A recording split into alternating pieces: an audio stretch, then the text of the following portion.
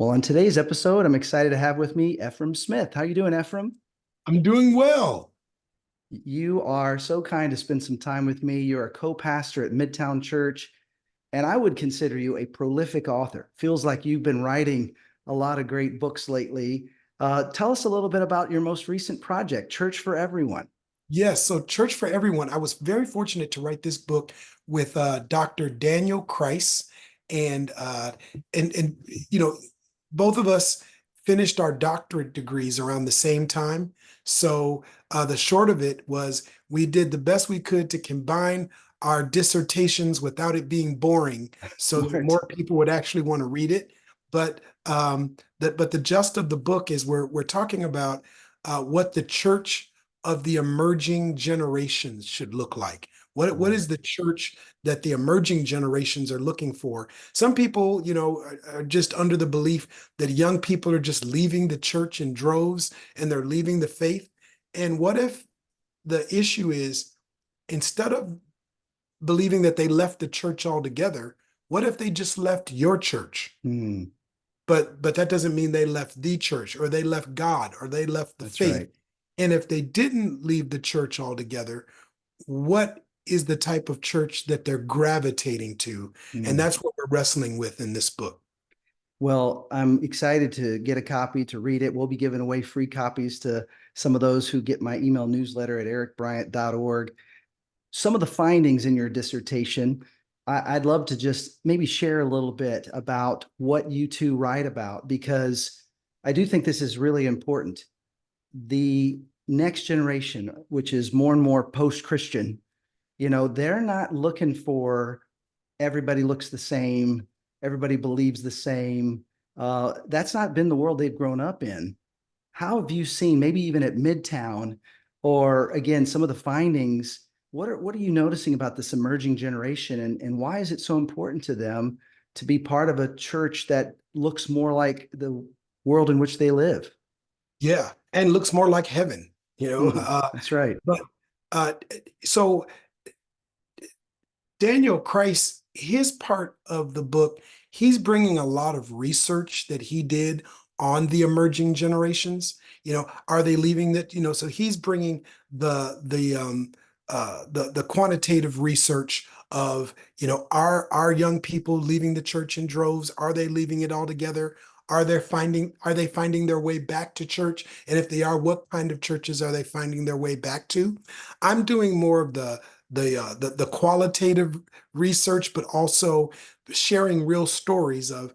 I've been very fortunate to plant an intentionally multi-ethnic church in Minneapolis, Minnesota, sanctuary that's still going. And then I'm fortunate to be one of the co-pastors of Midtown Church in Sacramento.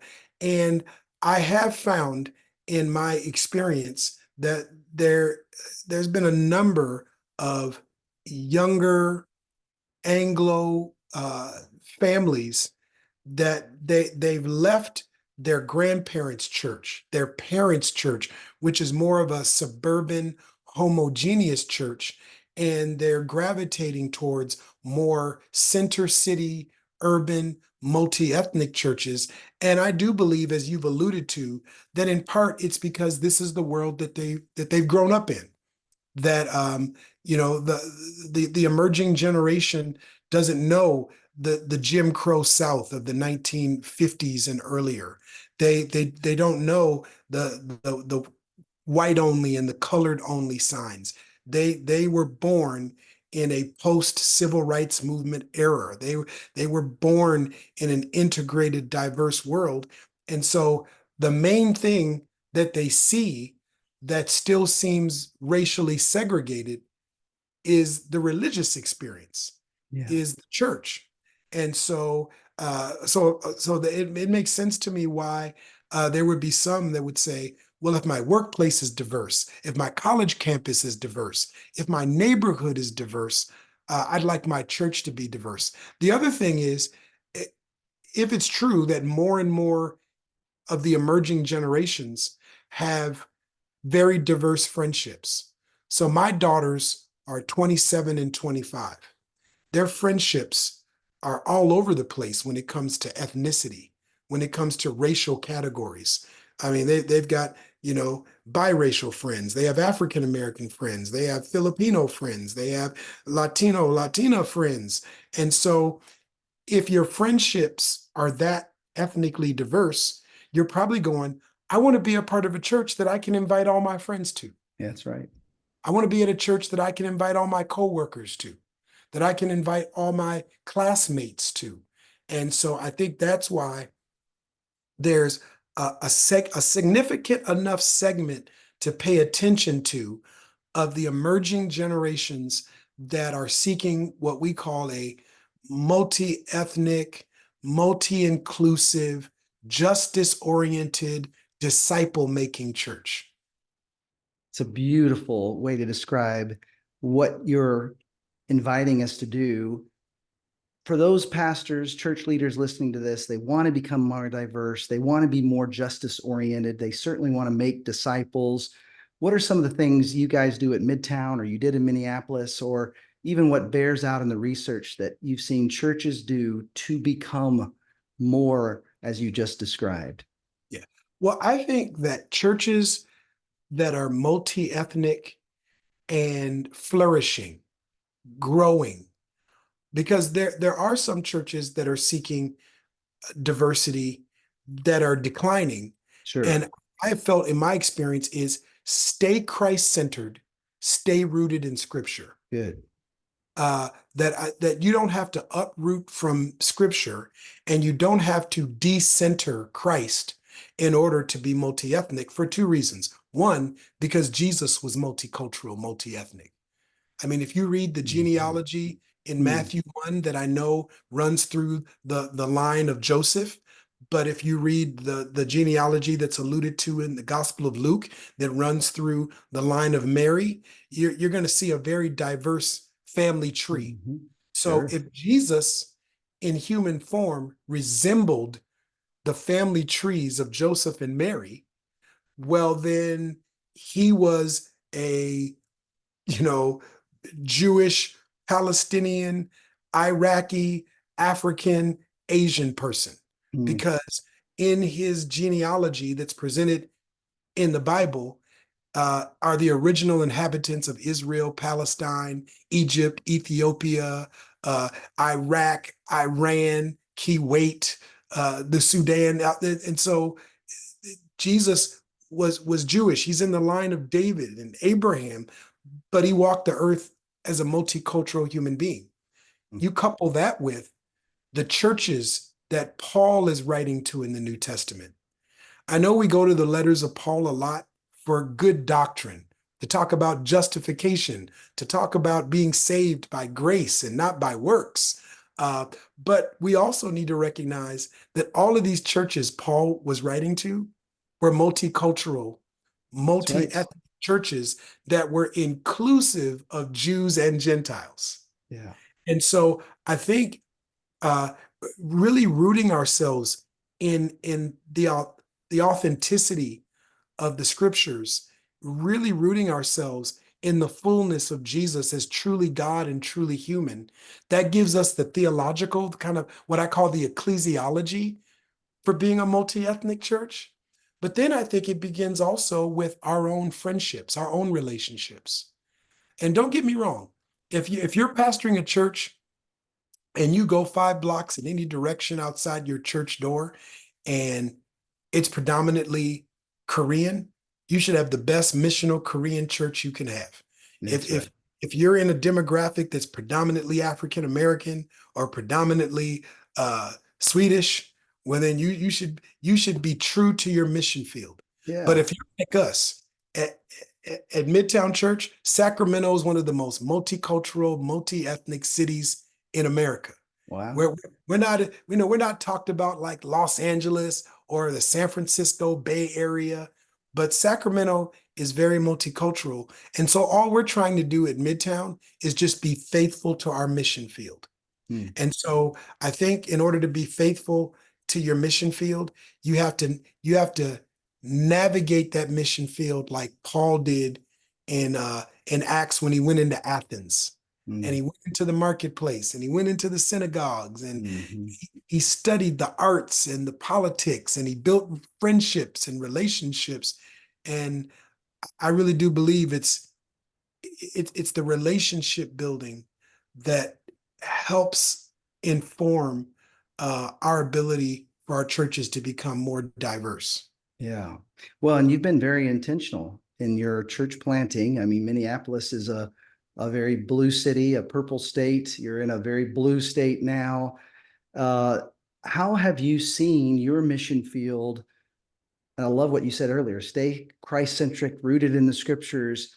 But how have you seen where you've planted shape that justice orientation, that um, once you befriend that person who might be more progressive or liberal or uncertain about Christianity, what have you seen in your churches that's helped move that person forward towards Christ and then becoming a disciple themselves?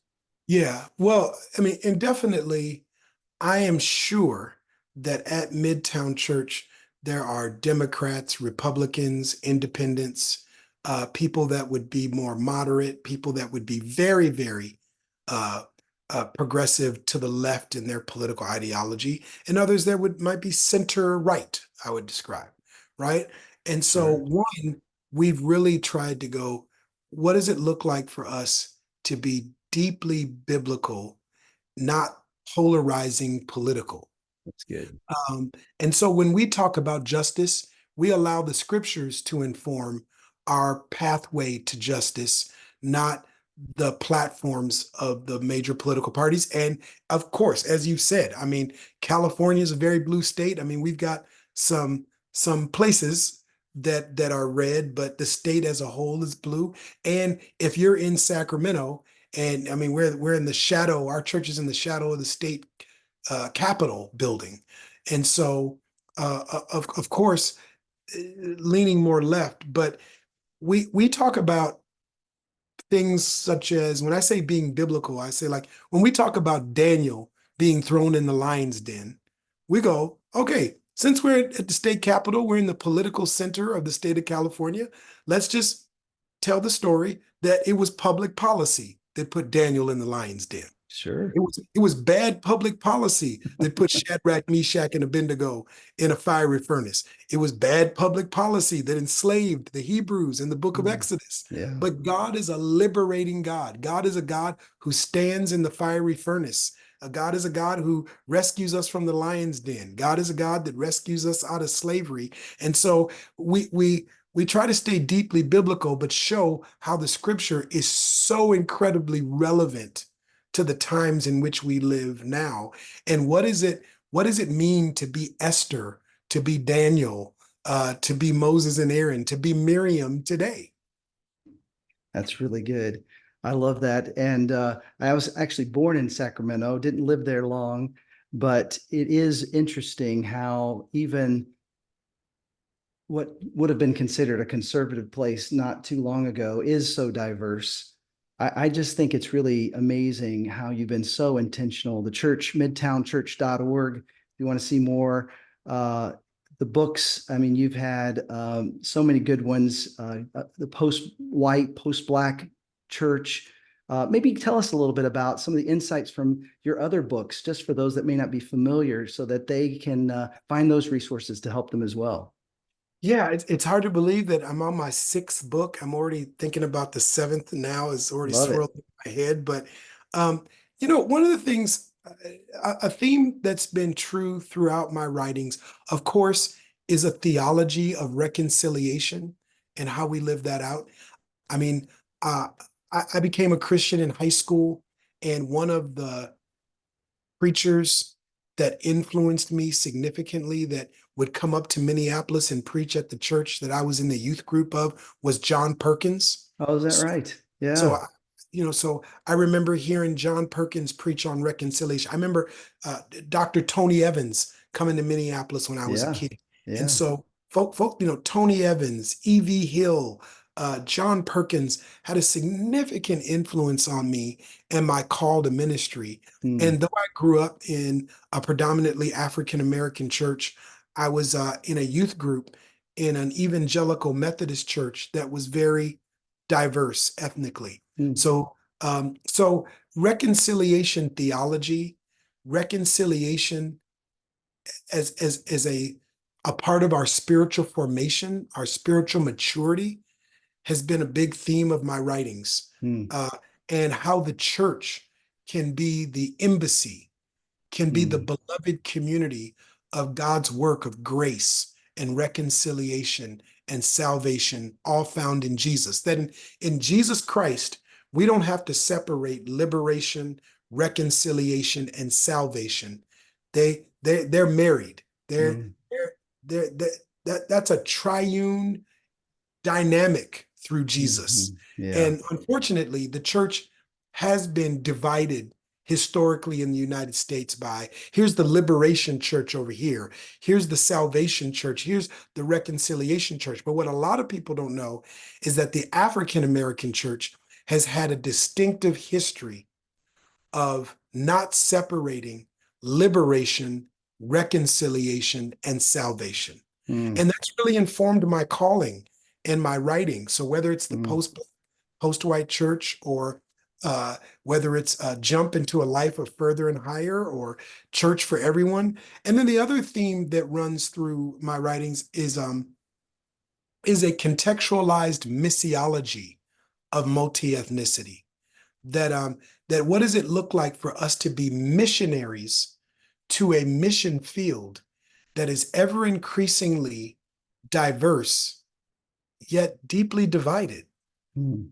Like, the United States of America is more diverse than it's ever been, and yet Mhm. it feels like we're in the most polarizing time. Sure. Yeah, it does. Like we actually can sit in the same lunch counter. We can Right. actually go to the Yeah. same hotels and restaurants now. The Yes. issue is, do we want to just coexist in those spaces, or do we want to build deep community in those spaces? And Mm. I think the church should be the missionaries that we don't just do this on Sunday when we worship, but in the coffee shop, at the mall, in the workplace, on the college campus. We are the examples of the missionaries that actually build community in diverse spaces, where it's hard for that to happen when Christ is not actively being expressed in those spaces. That's so well said. Well, thank you so much, Dr. Efrem Smith. Grateful for the time together. Keep up your amazing work and writings, and blessings to you guys at Midtown. Thank you so much.